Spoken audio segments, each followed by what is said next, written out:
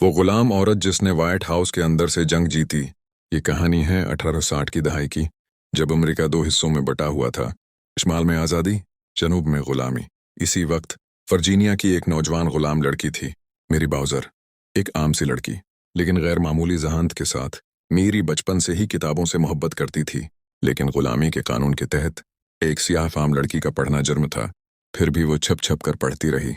एक दिन उसकी मालकन एलिजाबेथ बान ल्यू, जो कि खफिया तौर पर गुलामी के खिलाफ तहरीक की हमायती थी, उसके अंदर की जहानत को पहचान गई।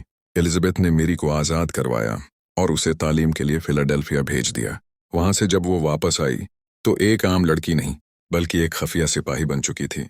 जब अमेरिकी खाना जंगी छिड़ी तो यूनियन आर्मी, जो गुलामी के खिलाफ थी, ने जनूबी अमेरिका के दुश्मन कन्फेडरेसी वांग के खिलाफ एक खफिया नेटवर्क बनाया।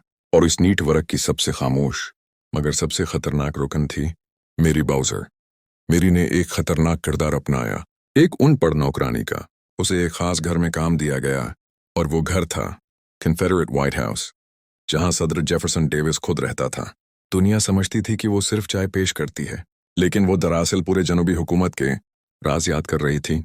मेरी के पास अजीब क़ुव्वत हाफिज़ा थी। कहते हैं कि वो एक बार जो भी देख ले, लफ्ज़ ब लफ्ज़ याद कर लेती थी।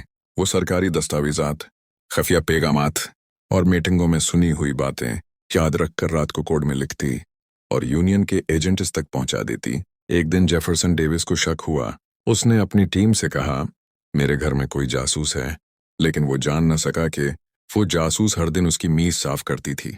जब जंग खत्म होने के करीब थी, मेरी गायब हो गई। कोई नहीं जानता वो कहाँ गई, लेकिन उसके दिए गए राजों ने यूनियन आर्मी को फैसला कन जीत दिलाई। तारीख में उसका नाम बहुत कम जिक्र होता है, क्योंकि वो सियाह फाम थी, एक औरत थी और गुलाम थी। मगर हकीकत यह है कि उसने बंदूक नहीं चलाई, मगर जंग जीत ली। मेरी बाउज़र, एक ऐसी औरत जिसने गुलामी से उठकर अपने ज़हन, हिम्मत और याददाश्त से अमेरिका की तारीख बदल दी। अनसीन लेजेंड्स, जहाँ हर वो कहानी सुनाई जाती है जो दुनिया भूल गई, मगर वक्त के पर्दों में आज भी गूंजती है।